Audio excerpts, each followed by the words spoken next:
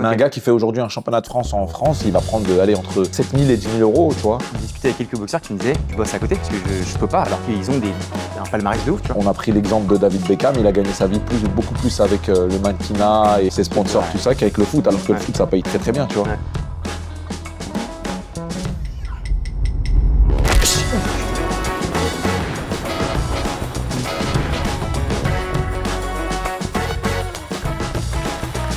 « 31 ans, 12e au classement mondial, 6e au classement national, 7 victoires par KO, t'es youtubeur, t'es podcasteur, t'as un palmarès de dingue. Et moi, ce que j'ai envie de savoir, Bilal, c'est qui ce Bilal? Ce Bilal, déjà c'est un Bilal très jeune. Ouais, exact. En vrai, c'est le même Bilal parce que dès le plus jeune âge, je rêvais déjà de faire de grandes choses, on va dire. Pas dans la même profession. Je voulais devenir footballeur professionnel. Ouais. Donc voilà, je rêvais de devenir footballeur pro. Très attaché à ma famille, très attaché à mes frères, mes parents. Et voilà, et au final, c'est la même chose. J'ai réussi à passer professionnel, mais dans un autre domaine, qui est la boxe. Je voulais t'en parler après, mais vu que tu t'en parles dès maintenant, c'est que tu voulais être footballeur de base, c'est un truc de ouf. Qu'est-ce qui a fait, juste avant qu'on parle du sujet autre, c'est quoi le switch que tu as eu qui t'est dit, où tu t'es dit, en fait, je vais mettre les gants J'ai toujours grandi dans ce milieu-là, qui est la boxe, grâce à mes frères, parce que mes deux grands frères sont boxeurs professionnels aussi. Et donc c'était quelque chose de famille. Donc à la maison, déjà, je boxais avec mes frères, mais moi, j'avais une passion, c'était le foot. Et j'étais le petit un peu protégé, et je faisais mon foot à côté, et je voulais devenir footballeur professionnel. Mais à côté aussi, je boxais avec mes frères. Donc j'ai toujours eu cette fibre-là. Vers l'âge de 19-20 ans, je suis arrivé à un stade où le foot, ça m'écœurait un petit peu. Toutes les injustices dans le foot, les manques de respect un peu, tout ça, les incivilités, ça m'a poussé à quitter ce monde-là et rentrer, me mettre à fond vraiment dans le monde de la boxe. Et c'est tard de boxer à 19-20 ans, parce que j'imagine que tu as des gens qui commencent alors à 10, 12 piges, même peut-être avant. Bien sûr, en fait c'est à double tranchant. Soit on commence très jeune et après on en devient un peu écœuré aussi. C'est un peu le même domaine que le foot. Donc souvent tu as des boxeurs qui commencent très jeunes et après à l'âge de 20 ans, ils ont tellement pas pris des coups, mais ils ont tellement souffert dans ce monde-là, beaucoup de sacrifices, et après ils lâchent. Et quand on commence un peu tard, on a moins ce dégoût-là. Et en plus, moi, j'ai commencé tard, mais j'en ai fait quand même avec mes frères. Ça veut dire que j'avais déjà les bases, j'avais ces notions-là. Et après, chacun a sa marge de progression. Et moi, j'étais un gros bosseur. Donc, j'ai vraiment travaillé. Vu que j'avais un peu de retard, j'ai essayé de rattraper le retard. Tu as bossé, de toute façon, il n'y a rien, aucun secret à part le charbon. Exactement. Pour la petite anecdote, moi, à l'âge de 20 ans, quand je me suis vraiment mis à fond dans la boxe, j'étais aussi éducateur sportif, j'avais passé mes diplômes et tout. Et j'ai dit à ma mère, je vais arrêter de travailler, je vais arrêter de bosser. Et je vais me mettre vraiment à fond dans la boxe, maman. Je veux m'entraîner, je veux passer professionnel. Bon, pour une maman, c'est dur d'entendre ça. Déjà, boxeur, prendre des coups. Et de deux, arrêter de travailler, c'était pas possible pour elle. Et je lui ai dit, t'inquiète pas, maman, regarde, je vais me mettre au chômage. Et je tente le coup. L'argent que je touche au chômage, je te le donne, tu vois. Je lui ai donné ma carte bancaire. Et donc, elle gardait l'argent. Moi, j'avais même pas d'argent, tu vois. Bon, après, j'étais jeune, j'étais chez ma mère, donc ça me dérangeait pas. Et pendant 2 ans, je me suis entraîné, j'ai fait mes combats amateurs. Et après ça, je suis passé professionnel, mais je m'entraînais vraiment comme un pro. C'est-à-dire que le matin, je m'entraînais, l'après-midi, je m'entraînais. Et un jour, pareil, pour l'anecdote, c'était un responsable de ma ville, à Nanterre. Il m'a vu m'entraîner le matin et j'avais pas le droit d'aller dans le gymnase, tu vois, m'entraîner. Okay. Et il m'a dit, mais pourquoi tu t'entraînes? T'as pas le droit et tout. Je dis, ouais, mais j'ai besoin de m'entraîner comme un pro. À défaut d'être professionnel, je m'entraîne comme un professionnel, tu vois. Et cette phrase, elle l'avait marqué. Et même là, souvent, quand on se voit, il me ressort cette phrase-là.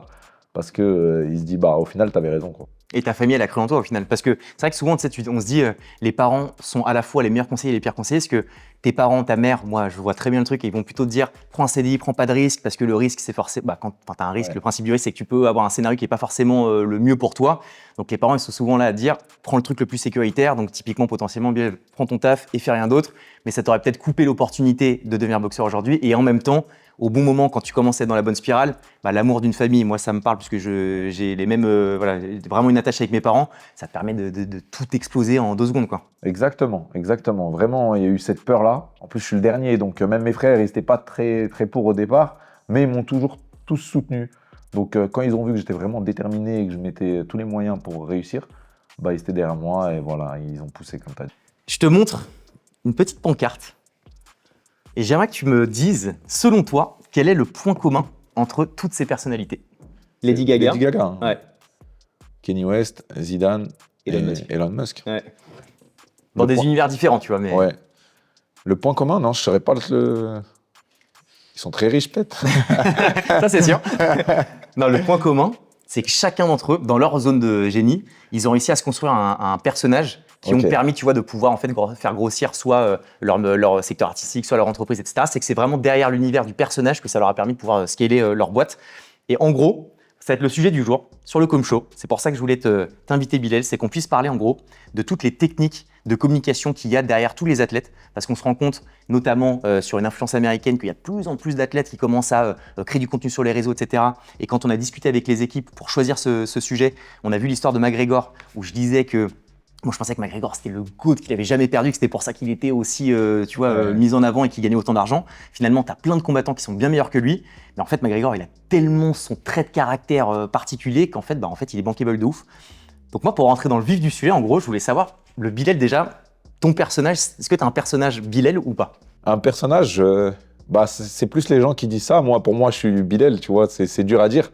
Mais je suis un boxeur qui touche à tout, qui essaye de montrer le côté artistique de la boxe. Je suis vraiment attaché à ce domaine-là et à ce terme-là, qui est l'artiste, tu vois. Souvent, les gens me citent comme ça parce que je suis quelqu'un qui touche à tout, la comédie, la musique, l'art. Tu vois, c'est vraiment ce qui me définit, le cinéma, tout ça. Donc voilà, le personnage, c'est ça en vrai. Le personnage Bilal Kitou, c'est ça. Je suis attaché aussi à tout ce qui est rétro. J'aime bien. Je dis souvent que je suis nostalgique d'une époque que j'ai jamais vécue, c'est-à-dire les années 60, 70.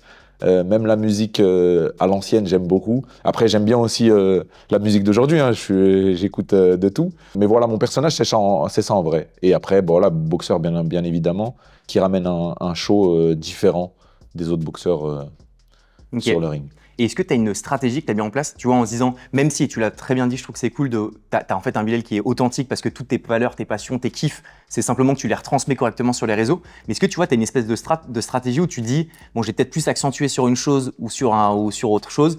Je peux peut-être t'admettre avec un exemple que j'ai trop kiffé, que j'avais vu, l'entrée spectaculaire que tu avais fait à Marseille, où tu étais dans la voiture de taxi avec Sami Nasseri, donc c'est quand même une dinguerie.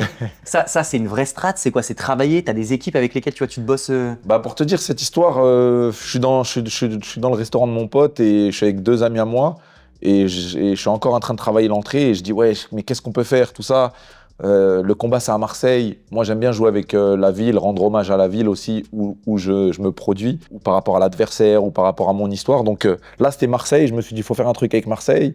Marseille, il y a quoi? Il y a Jul, mais je ne le connaissais pas personnellement. Et moi, j'aime pas forcer les choses. Il y a aussi l'OM, il y a Bernard Tapie, mais qui est décédé malheureusement. Donc voilà, je pensais à tout ça. Et après, c'est venu comme une illumination. J'ai dit, mais attends, je suis un fou. Je connais Sami Nasseri. Taxi, on a tous grandi avec. Allez, je lui envoie un message. Et je lui ai envoyé un message et il a tout de suite accepté. Il t'a dit let's go, vas-y, ouais, je suis chaud. Il m'a dit let's go. On a géré la logistique, tout ça, faire venir le taxi de Paris, tout ça, c'était incroyable. Même moi, j'y croyais pas. Tant que ça se faisait pas, j'y croyais pas encore, tu vois. Et finalement, ça s'est fait. Je suis parti faire le maillot de l'équipe de France avec Ekrish Kitou derrière. Sami, il a grave kiffé le moment. Et en plus, il aime la boxe, donc c'était parfait.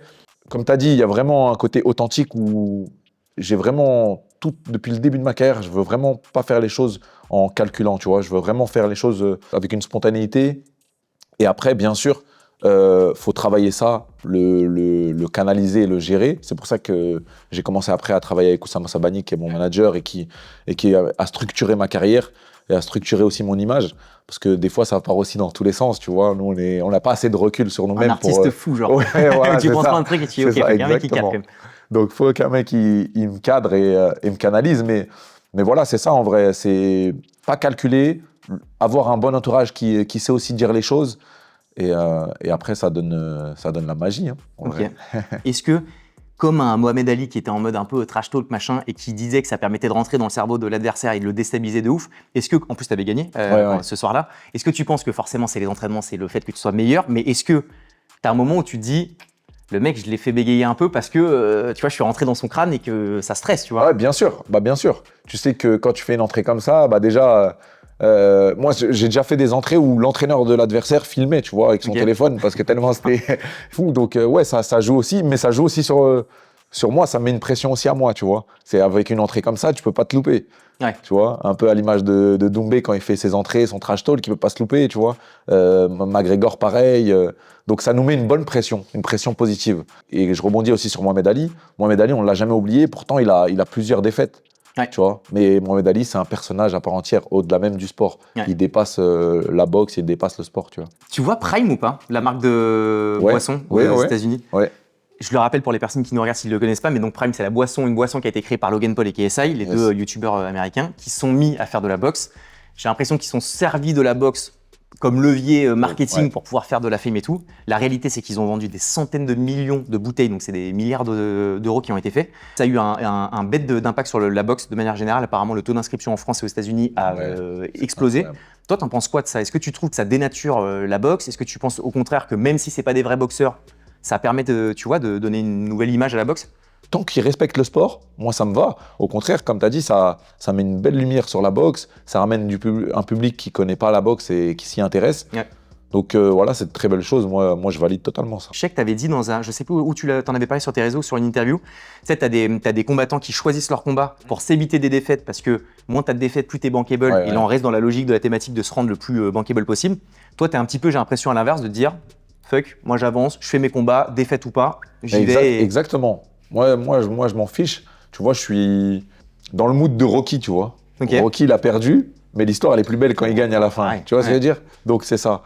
L'histoire, elle sera plus belle à la fin quand j'espère je serai champion du monde et on se rappellera des défaites qui nous ont fait grandir. Surtout champion du monde avant la sortie de GTA 6. Exactement. Là, tu parles d'un le plus gros gamer de tous les temps ever. Donc, quand tu as dit ça, je fais. Ça, typiquement, tu vois, le fait de surfer sur la sortie de GTA 6, c'est un coup un peu de com. Tu vois, tu te dis, genre, on va parler de GTA 6, donc je surfe dessus. C'est une vraie strat, tu vois, ou pas? Bah, finalement, au début, non. Parce que moi, je l'ai fait naturellement. Parce que c'est un jeu, j'ai grandi avec ce jeu-là. Je l'attends depuis très longtemps parce que le dernier, c'était en 2013. J'étais comme un fou quand il était sorti, mais là. Moi, je suis pas trop en ligne, donc je joue moins là à GTA en ce moment. Et j'ai sorti ça, et je voyais que dans la rue, tout le monde me disait ça, tu vois. Et là, aujourd'hui, des gens que je connais même pas, ils me disent ça, champion du monde avant GTA 6. Il y en a même, ils me mettent la pression. Ils me disent, GTA 6 sort bientôt. Des gens, ils m'envoient le trailer, ils me disent, ça sort bientôt, tout ça. Et je vois que finalement, ça marche, tu vois. Et c'est un côté storytelling, il y a une deadline, donc c'est bien aussi, ça me met la pression. Et il y a un grand de mon quartier qui m'a toujours dit, quand tu as un objectif ou un but, faut mettre une date. Et j'avais jamais mis de date à mon objectif final qui était d'être champion du monde. J'ai bientôt 32 ans, donc la boxe, c'est pas à vie. Donc j'ai mis cette date-là. J'étais à 6. Je me mets une petite pression, mais voilà, ça me laisse environ 2 ans pour arriver à ce but-là. Toi, tu te sers des réseaux, Bilal. Tes frères, non. Pourtant, tes frères boxent depuis toujours. Tu le disais au début, c'est qu'ils t'ont aidé à justement... Enfin, ils t'ont immergé dans ce secteur. Qu'est-ce qui fait que toi, tu l'as fait et pas eux? Et est-ce qu'il y a un moment où, quand ils se sont rendus compte que toi, tu vois, t'es sur plein de plateaux, etc., que ça te rendait bankable, est-ce qu'ils ne se sont pas dit à un moment, moi, ça me chauffe, ou en fait, c'est chacun a pris sa trajectoire différente, tu vois, il n'y a pas de bonne ou de mauvaise en soi? En fait, j'ai 2 grands frères. J'ai Rida, qui, dans le début de ma carrière, était plus dans l'ombre. C'était plus mon manager, manager sportif, qui faisait de la promotion de mes combats, tout ça, et qui avait mis un terme à sa carrière. Là, il a repris sa carrière, donc il est revenu. Et j'ai mon grand frère Rachid, qui lui est boxeur, encore actuel, qui est installé au Maroc. Et Rachid, lui, de base, c'est lui qui nous a initiés et mis dans la boxe. Et Rachid, lui, il a 39 ans, donc c'est une génération pas trop Instagram, pas trop Snapchat. Avant, voilà, c'est la génération un peu Facebook, YouTube. Et Rachid, à son époque, il avait une certaine hype. Il boxait sur Canal+, Canal+ Sport. Ses vidéos sur YouTube, ça tournait bien. Et pareil, sur Facebook, il avait pas mal de monde. Donc, il avait déjà ce truc-là. Et peut-être que j'ai copié son truc de cette époque-là. Ok, t'as réadapté. Voilà, exactement. J'ai réadapté son style. Mon frère, pareil, il s'habille. Tu vois, peut-être inconsciemment, hein, mais j'ai suivi les pas de mon grand frère. Et après, Instagram, c'est une autre génération. Est-ce que LinkedIn, c'est un réseau sur lequel tu vas ou pas? Je viens de créer un LinkedIn il y a une semaine. Sérieux? Ouais. Ok. Pourquoi, genre, c'est... Parce que j'ai mon meilleur ami qui est sur LinkedIn.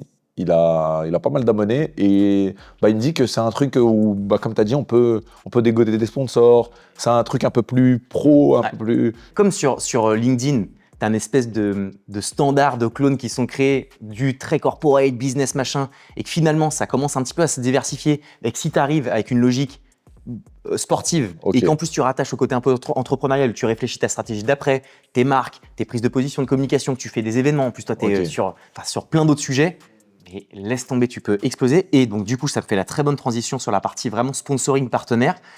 Comment ça fonctionne?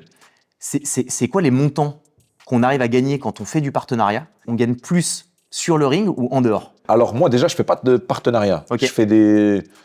Je fais des collaborations, on va dire. Ouais. Bon, c'est pareil en vrai, mais partenariat, c'est un peu un terme d'influence, influenceur, tout ça.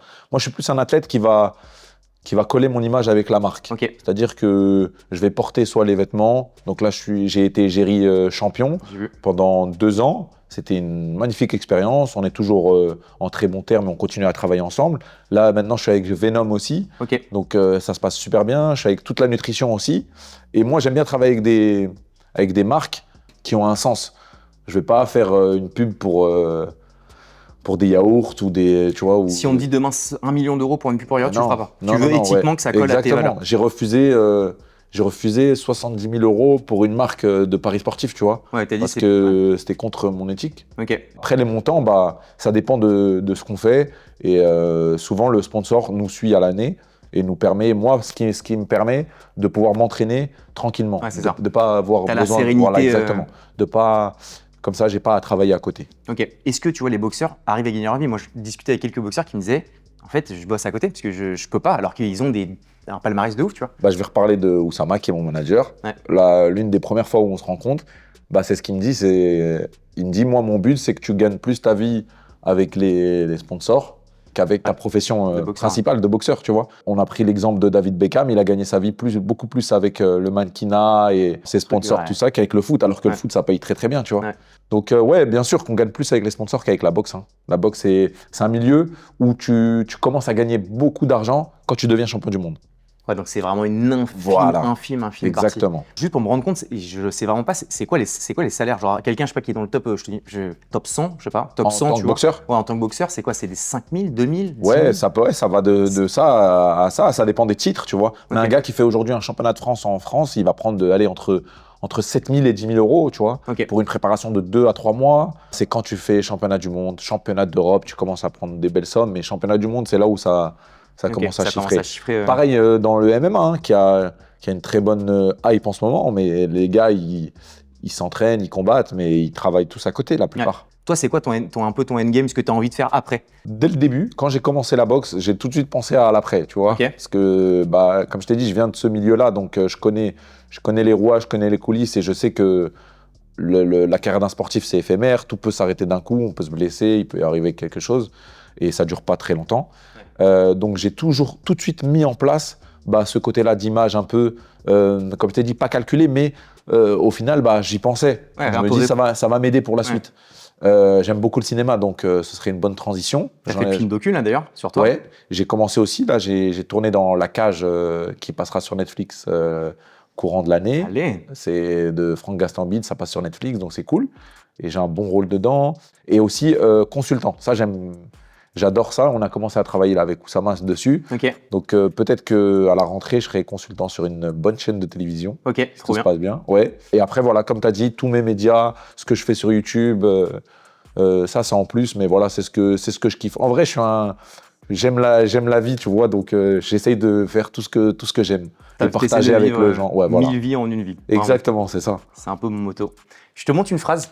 Je m'efforce de sourire car je sais que mon ambition a de loin dépassé mes talents.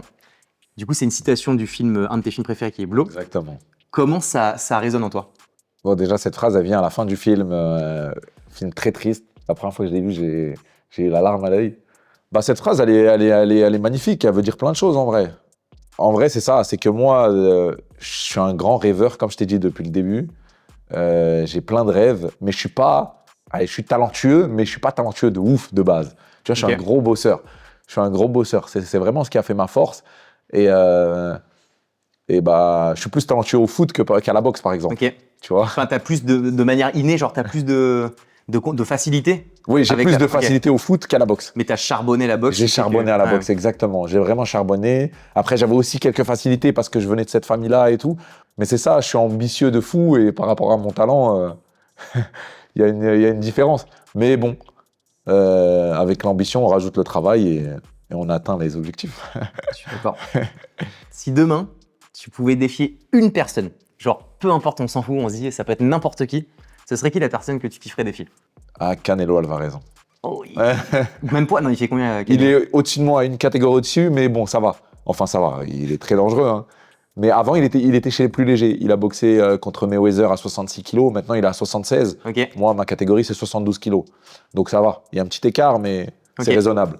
Est-ce que tu saurais, parce que je sais que tu le disais que finalement, tu avais sur la figure médiatique, tu as parfois voilà, tu boxes, donc les gens peuvent se dire que c'est un Bilal qui est brutal, tu vois, qui est violent, machin. C'est ce que tu dis que finalement, tu as un peu un nounours en soi, Ouais. mais qu'à un moment, tu te transformes et tu rentres dans les bails. Personnage. Enfin, comment tu le ferais, tu vois, si demain, tu avais Canelo, Enfin, je sais pas, c'est quoi le. Bah, déjà, c'est un vrai travail, comme tu as dit. Encore une fois, Oussama, quand on a commencé à travailler ensemble, il m'a ramené quelqu'un pour faire ce travail-là, de coach mental un peu, parce que je suis trop gentil dans la vie, tu vois, sans faire le gars, mais je suis vraiment quelqu'un de sympathique et tout.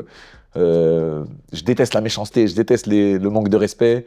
Mais après, la boxe, c'est différent. Bien sûr qu'il faut être dur, faut être brutal et tout. Je le suis, mais des fois, j'arrivais pas à mettre ce masque-là, tu vois. À mettre, et le coach mental, c'est ce qu'il m'a dit, c'est que dès le vestiaire, tu dois déjà mettre un masque Ouais. et vraiment être méchant, même avec ton entourage, tu vois. Leur montrer que là, je suis focus, je suis vraiment dans mon combat et C'est toi te mettre dans ton attitude ou c'est aussi pour l'adversaire? C'est un peu des deux en fait. un peu des deux, vrai. ouais, exactement, un peu des deux. Mais dès l'entrée, vraiment être concentré. Faut vraiment qu'on voit cette bascule et ce changement-là de Bilal dans la vraie vie et Bilal sur le ring. Et bah, je l'ai travaillé. Maintenant, ça devient plus naturel. Mais avant, c'était plus dur pour moi, Ok. tu vois. Genre là, t'arriverais, et t'as le droit de dire non vraiment, parce que c'est le truc que je te sors de la botte comme as, mais t'arriverais à la transformer. Là, t'as Canelo devant toi et tu lui dis vas-y, Canelo, dans 10 jours, je te. Ouais, bah, on peut le faire le face-à-face. Tu ressembles à Canelo un peu. Genre aussi stock que lui, ça? Ouais, non, le visage. Vas-y, un peu. face à face, je suis chaud. Ouais, allez.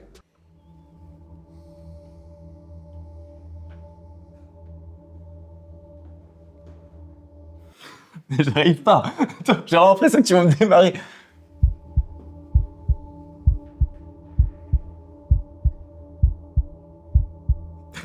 Là, c'est bon. Pour le coup, à la pesée, tu sais, on a vraiment une pression. Quand on me donne une date de combat, je suis à 2 mois du combat, Ok. zéro pression, tu vois, vraiment zéro pression et tout. Une semaine avant le combat, la pression elle commence vraiment à monter Ouais. et la pression elle redescend. En fait, elle fait l'ascenseur, elle redescend et elle remonte le jour où tu rencontres ton adversaire Ouais. et tu as un face-à-face avec lui. C'est-à-dire, très souvent, c'est la veille du combat, c'est à la pesée. Ok. Et il y a ce qui vient de se passer là, Ok. le face-à-face. Tu ressens plein d'émotions, tu regardes dans son visage, dans ses yeux, tu vois plein de choses. Là, la pression elle redescend. Ah, tu te dis, ah ouais, c'est bon, je l'ai vu. Ah, il est pas très Ah grand. ouais Ou il est pas truc. Ouais, Ok. ouais. T'as plein de choses, plein d'émotions qui rentrent. Et t'as des fois où t'es tombé sur un mec où vraiment tu t'es dit, attends, il est trop serein là, il fait, tu sais, où il a pris l'ascendant face à toi, tu vois, par rapport à. Franchement, ça va. Sur aucun face-à-face, Ah oui on a pris l'ascendant sur moi. Enfin, je l'ai pas senti personnellement. À part celui-ci, là où. Ouais, à part ça, ouais, exactement. Non, ouais, Là, c'est- celui-là où vraiment. Là, je suis en- Après, ouais, tu sens des fois où que le gars, tu sais que, ah ouais, là, il y a quelque chose. C'est qui le boxeur le plus dur contre qui t'es boxé? Le plus dur, ça a été Sam Eglinton en Angleterre, qui a Ok. été le combat de l'année en 2021. Et le combat de l'année devant Anthony Joshua contre Usyk, donc c'était incroyable. Incroyable. On a reçu un prix là-bas et tout à Londres. Ok. Ouais, ça a été vraiment un combat très dur physiquement, émotionnellement aussi. Vraiment fou. Et en actu, le Marrakech du ring, t'as toujours à fond dessus? Oui, toujours, on est en train de travailler dessus avec Ok. Oussama aussi, pour peut-être en 2024 faire la deuxième édition. Deuxième édition, Ouais. ok. Trop bien. Ça a bien marché la première, la deuxième, on espère faire un truc beaucoup plus grand. Ça, c'était ton idée? C'est toi qui t'es. Avec mes frères, ouais. Parce que c'est Avec mes incroyable, frères. l'idée Ouais, est trop, ouais, trop l'idée, stylée, elle en est- vrai, c'est incroyable. Elle est incroyable, ouais. Marrakech du ring, du coup, Ok. c'est parfait. Et on a fait boxer les boxeurs marocains qui peinent à boxer au Maroc, vu qu'il n'y a pas beaucoup d'organisation. Plus mon frère Ida qui a boxé aussi, qui avait combattu. Moi, je sortais d'un combat, donc c'est pour ça que je n'avais pas combattu. Mais là, la prochaine, je boxerai et Ok. comme je t'ai dit, ce sera vraiment pour un plus gros événement. Et bien ou foi, le blaze est incroyable, j'ai trop kiffé. Ça, c'est quoi la strat derrière? C'est que tu t'es dit, genre, t'as Pareil. un gros. Ouais. Bien ou fois, ça sort au final, d'un ami, c'est un rappeur, Bosch. Et donc, Bosch, dans sa chanson qui est très connue, là, quand il dit wesh, bien ou quoi. Ouais. Et c'était une musique qui. Et un jour, j'ai mis une vidéo où je tapais au foie et je dis wesh, bien ou foie, tu vois. Et après, je voyais que bah, ça ressortait et tout le monde. Ouais, ouais. Et voilà, c'est devenu une marque, tu vois. Et vraiment, maintenant, c'est tout le monde encore une fois, tout le monde me dit wesh, bien ou foie. Des gens, ils me connaissent pas, ils me disent ça. Et ouais, franchement, ça a vraiment marché. Et ça reste. Et donc maintenant, ça fait partie de mon nom d'émission sur YouTube. Et t'as une Bien. stratégie derrière ça? Ou genre, tu te dis, je le fais, je kiffe, je partage un moment avec des gens de mon environnement? Sur YouTube, Ouais. stratégie, oui, bien sûr. Encore une fois, c'est dirigé par Oussama. Mes réalisateurs aussi, Mohamed Bouya, Nicolas Sen, Tami. Voilà, c'est mon équipe. C'est une équipe d'amis. Ok. Vraiment, on est là depuis le début ensemble. Et la stratégie, bah, en vrai, je vais pas faire que des combattants. Je vais faire aussi des comédiens, des Ok. artistes, d'autres sportifs. J'aimerais toucher à tout. Au Ok. final, c'est vraiment un rôle que j'aime bien, poser des questions. Même si Ok. là, c'est toi qui poses des questions. Ouais, aujourd'hui, mais je sens que parfois tu veux. Voilà. Ok. J'aimerais bien, par exemple, te poser des questions à toi. Vas-y, bonjour, je m'appelle Aaron. Bah, d'ailleurs, si tu veux me poser une question, Ok. j'ai peur depuis tout à l'heure de te la poser. Je te jure que j'ai très peur. Sérieux? Est-ce que tu es prêt à faire un Shifumi Ouais.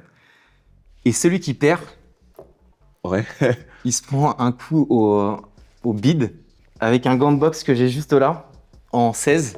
Ok. Est-ce que tu serais prêt à le faire ou pas? Ouais, vas-y. Prêt? Pierre, feuille, ciseaux. Pierre, feuille, ciseaux. Ok, on se croit, on avait dit? On se croit. La règle internationale, je regarde sur Ah Internet. non. Ah non, Ouais. alors attends. En 1, là, j'ai gagné. Là, je te Ouais. mets un coup. Mais après, on refait si tu veux.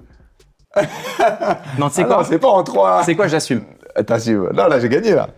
Ok, vas-y, T'as le j'assume. matériel, t'as ce qu'il faut. Oui, j'ai ce qu'il faut. Allez. Let's go. Vous embrassez mes parents, ma famille, mon père, ma femme, ma fille aussi au Mais passage. non, ça va. J'ai une petite fille de 5 mois. Bien ou quoi?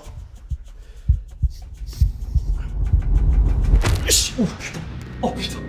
Ça va? Excuse-moi, mon frérot. Oh, c'est bien. J'assume. Bien ou pas? Bah oui, t'assumes.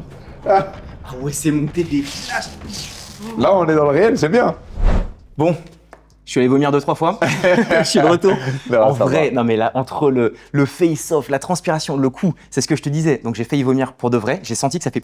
Ok. Genre j'ai eu très mal et je me dis que t'as mis quoi, même pas 50%? 50%, ouais, à peu près, ouais. Et encore, je contractais comme un porc. Donc là, T'es ça veut dire prêt. que si tu mets un coup et que tu arrives à les choper le Exactement. foie sans. Mais c'est. Voilà, la stratégie, c'est de mettre un coup au visage pour que tu sois concentré sur la tête et je te pique au foie où t'es pas contracté. Et là, ça. Mais c'est J'ai même besoin de frapper moins fort que ça pour te piquer, tu vois. Mais c'est impossible c'est impossible de tenir De debout. résister, ouais, c'est très impossible. très dur, ouais. Contre Sam Eggington, j'ai boxé contre Sam Eggington, je l'ai touché au foie très fort, mais lui aussi m'a touché au foie très très fort. Et c'est un spécialiste du foie aussi.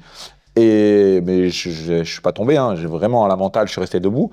Et à la fin, j'ai eu le test antidopage, je suis parti faire pipi. Ok. Et le médecin m'a dit pourquoi ton pipi il est orange, t'as bu quelque chose et tout. Je dis non, mais j'ai pris un coup au foie. Il m'a dit ah bah je pense que c'est ça.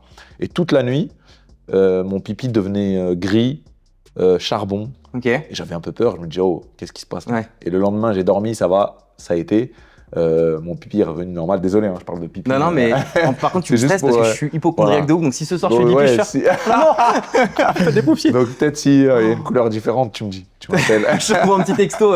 D'ailleurs, marqué Bilal n'est plus disponible. L'assurance ne prend aucun client en charge. Ah ouais, c'est. Ça va, mais t'es solide, t'es solide. Ouais, mais c'est T'es énervé. solide. En vrai, c'est énervé de chez énervé.